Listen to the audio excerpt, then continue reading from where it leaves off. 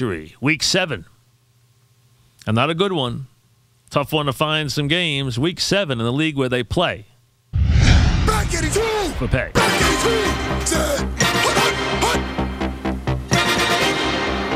Slim Pickens, 11 up, 5 down. Should have been 12, but got a push with the Raiders because they blew a 17-point lead and won by 7.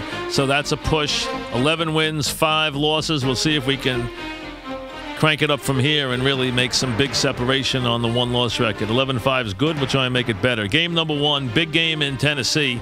The Titans and the Texans. The Titans are 3-2. The Texans are 3-3. These two are going to battle for that division championship this year. Houston has been ravaged by injuries, obviously, without Andre Johnson, without Mario Williams for the year. But when you look at it, the Texans have been the more impressive team. Now, Texans have not been good on the road. They won 8 last night. They usually don't play well in Tennessee, but this becomes a very big game. And the Texans this year have lost to the Ravens. They've lost to the Saints. They've lost to the Raiders. They've beaten the Steelers. They've played a lot of tough games, a lot of good teams. And now they take on a Titan team, which is not bad, but not great. And I'll tell you, this should be a very close game. One, the Texans, although they're shorthanded, can win. I expect them to be a little more comfortable with the people they have right now than the people they don't have. Start to feel like those guys can contribute and get a big game here. This is an enormous game. Those two head-to-head battles here might decide this division. And the only one making the playoffs out of this division is the team that wins the division. So this is an enormous game for both teams.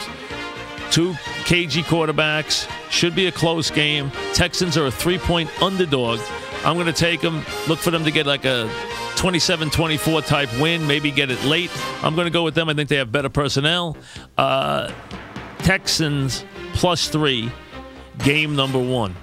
Game number 2, although they lost last week, I saw the Rams taking a big step forward. They had 400 yards of offense against the Packers.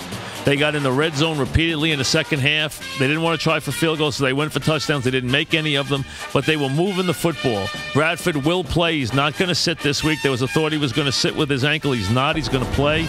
They now added Lloyd. They hope to have Steven Jackson back. The Rams are 0-5, but they're not terrible. The Cowboys come off a tough loss. They played better than their 2-3, but this is a week where they can take their foot off the engine and still win the game. But remember, they're a huge favorite here. I think the Rams are going to start to improve now. The schedule is going to start to lighten up after this game a little bit.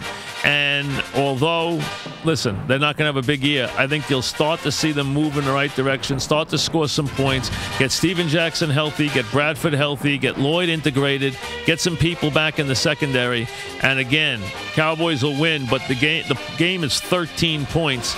Give me the Rams +13. I think the Cowboys will win, but I think the Rams will play competitively. They'll play competitively in the fourth quarter, and they'll cover the point spread. Give me the Rams +13, as Spags has got to try and move them closer to a win. They won't get one like last week, but they'll play competitively.